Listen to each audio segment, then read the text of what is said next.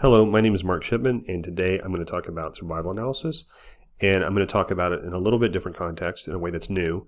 I'm going to talk about what's happening when the underlying risk factors are changing. So what is survival analysis? It's basically an analysis of when an event will happen, whether or not an event will happen by a certain time. And this event can be anything. It can be, will it rain by a certain time? Will a certain person purchase a certain car by a certain time? And it's in a probabilistic analysis that works on the probabilities of an event happening by a certain time. The problem is simplified by focusing on whether the event happens at least once. So you can talk about what the probability that it will rain within a 10-day window, but it might rain twice or three times. There's a lot of complexities in survival analysis that can be distracting, so we try to simplify the problem. So we're talking about an event happening at least once or once. It's usually a type of event that will only happen once. That's why it's called survival analysis. Usually the idea is that will a person survive by a certain time? This term comes from biostatistics, and that's where it was first used. So the event of interest is really only matters if it happens once. And so that sort of that simplifies the problem so that you can kind of focus on other complexities.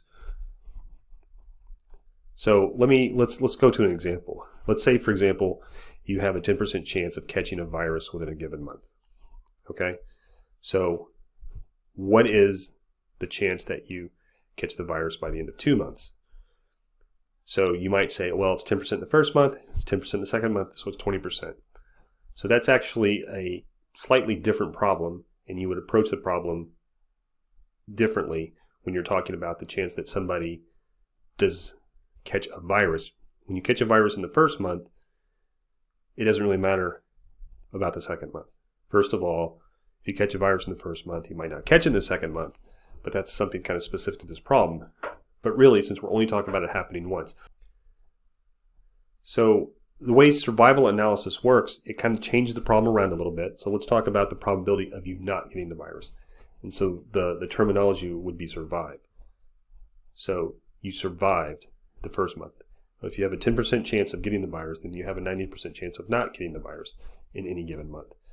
So when you combine those two, you have a 90% chance of not getting it in the first month and a 90% chance of not getting it in the second month. So your chance of not getting the virus after 2 months is 81%.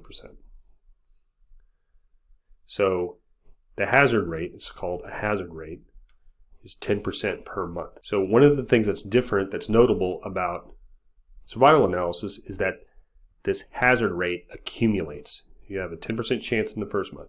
You have a 10% chance in the second month, in the third month, in the fourth month, and so on. And this accumulates. And the way that you can do the math is you can flip it around because you're only talking about the case where you get it at least once. So let's talk about the chance of you not getting the virus at all in the first month, the second month, the third month, and then you can just take the product of those, assuming they're independent. So this all comes from something called an arrival process or a queuing process. And the basic model for that is an exponential model. The probability that an event has occurred by time t is given here in this equation.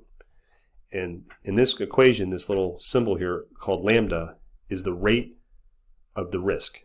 So in our example, it's the rate of exposure to the virus.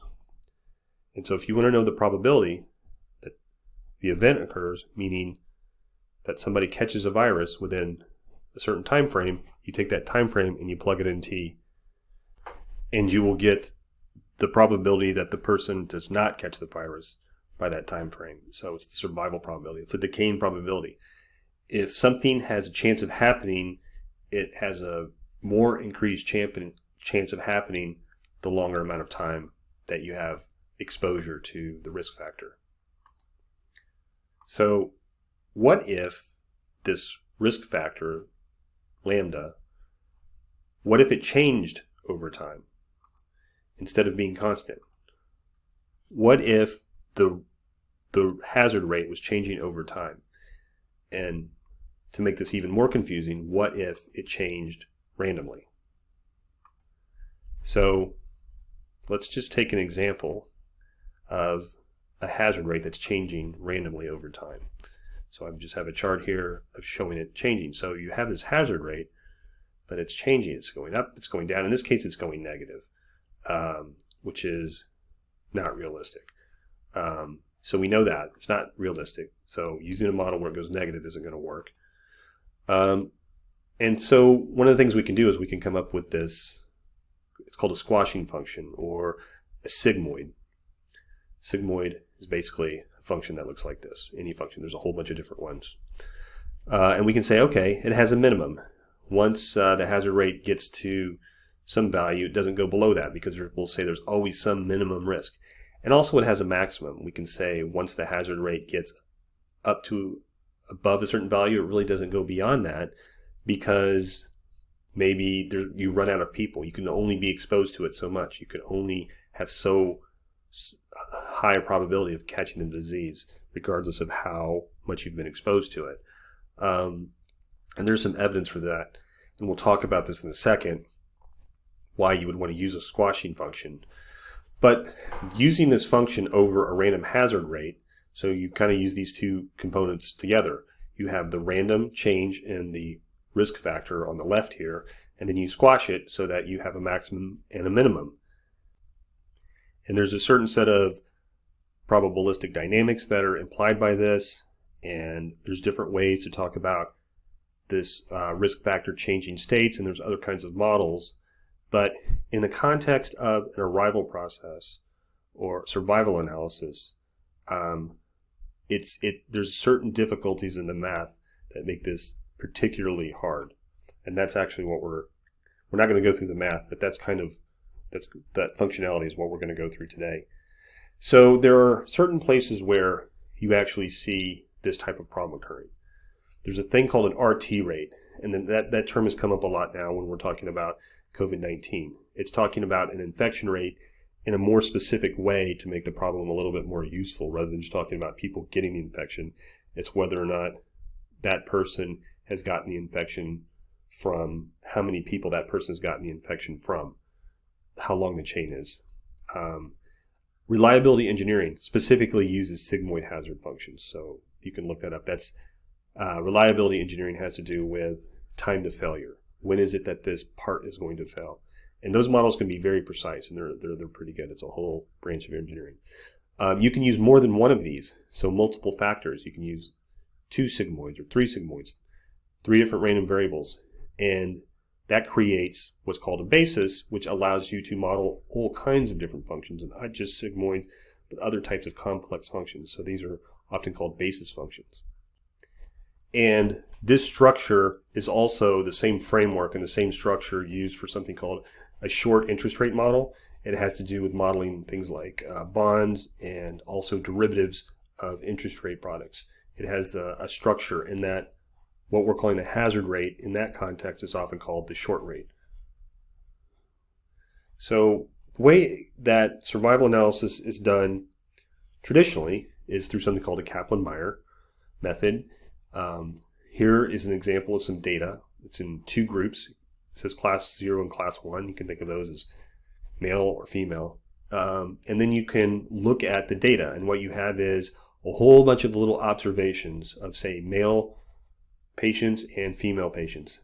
Now, the interesting thing about survival analysis, why it's useful, is they don't all have the same time frame. You start observing them at different times, and you stop observing them at different times. So you don't always know if they actually do or don't catch the virus. And that's usually the way survival analysis data works, and why the analysis is so valuable is because that's frequently how our data is when we're looking at time series. You have a whole bunch of different observations, and they start at different times and they end at different times. Sometimes they catch the virus or they have the event within that time, and sometimes they don't. Just because the event did not occur within the observed time frame doesn't mean it's never going to occur. And so what you do is you model the exposure, assuming that they all have the same consistent exposure. You would look at the exposure to the risk factor within that time frame, and you plot it. And so what you do is you get these plots that over time, the number of people who survive, who do not yet catch the virus over time, decreases. And it's just really a plot of the data, so you can look at it. There's all these different amounts of times, and you end up with this curve. And there's some statistics that go with this curve. But the key thing to understand here is it always assumes that exposure to a risk factor is the only thing you're concerned about here. So 10 years of exposure is the same regardless. For which person is exposed 10 years, it's the same. The risk is the same. And what we're talking about here is the case where, what if it's changing? The exposure between March and April is different than the exposure between August and September. Those are both 2 months, but say the risk factor is different. So it's a changing risk factor over time.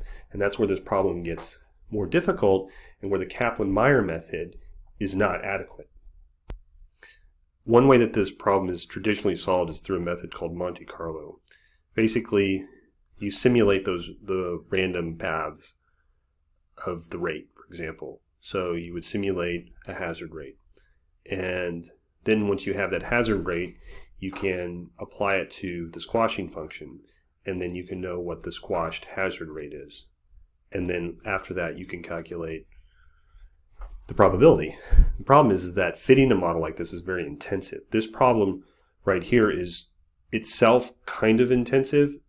It's not super intensive, but if you need to actually discover this function here on the right, it's very difficult because you have to run this over and over and over again to try and zone in on the parameters of that rate. So the intensity of Monte Carlo is a problem. It's a limit here. And that's where Quantify steps in. And so what Quantify does is it's able to get the results of the squashed hazard rate much more quickly.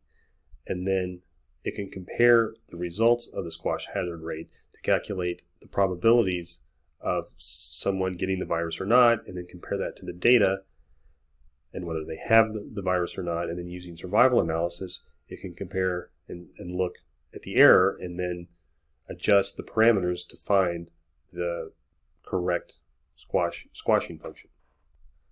And so now we can, using a data set, we can compare the performance of this method and traditional survival analysis. So let me talk about the data that I used to perform that comparison.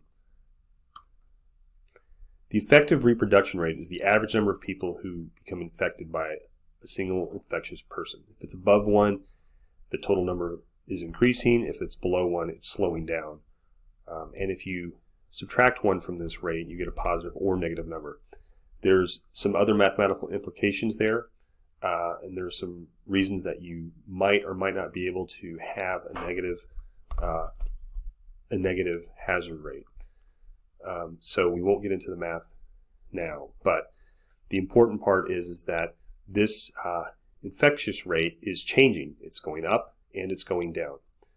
Now the purpose of this comparison really is just to illustrate this algorithm. So the data itself was really used to just illustrate this algorithm. It's actually not complete. We don't have, I can't get actual observations of actual people who are infecting others. But what I can do is I can, using this data here from rt.live and comparing it with a number of infections, I can simulate actual cases of people who have the disease and they either are infecting other people or they're not. They might infect 2 people, they might infect 3 people, so on and so forth.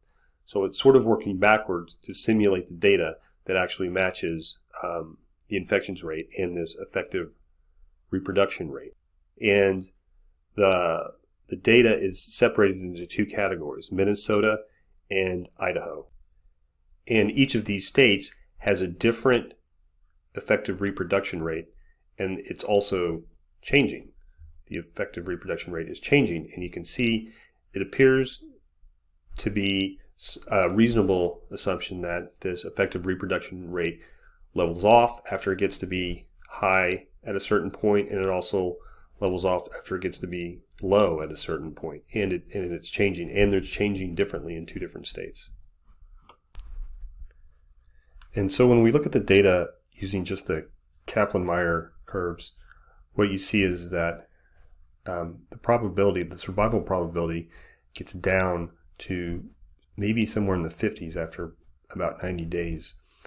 Again, this is just an estimate, and also we know that the actual risk rate is changing, so this could be a weakness of Kaplan-Meier. But also notice these bands, these brownish and blue bands. These are confidence intervals, sort of indicating what the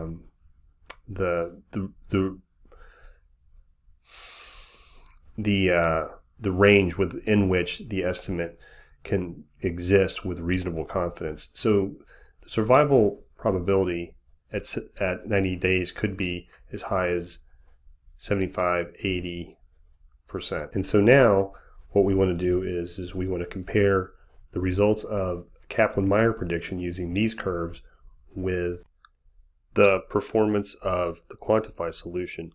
And we're going to use a metric called ROC. And ROC measures the performance across a range of probabilities. It's a way to compare two models that are giving probabilities as their output. And a score below 50%, significantly below 50%, is basically random. And that's what you see with Kaplan-Meier in Minnesota here. It's getting 46%. And so what we see here is that the quantified solution outperforms the Kaplan-Meier solution. And one of the main reasons it does that is because it can handle a randomly changing risk rate. And not only that, really, it can handle a function of that randomly changing risk rate. Now, there are models out there that can handle randomly changing hazard rates, but once the functions of those hazard rates gets to be complicated, you have to revert to Monte Carlo, which is time-consuming and intensive, and that sort of prevents the type of task here where you actually want to work backwards and try to discover the parameters of the function of the randomly changing risk rate. And that's one of the unique capabilities of Quantify. Thank you for watching this presentation. Visit quantify.com for more information or contact me at mark@quantify.com.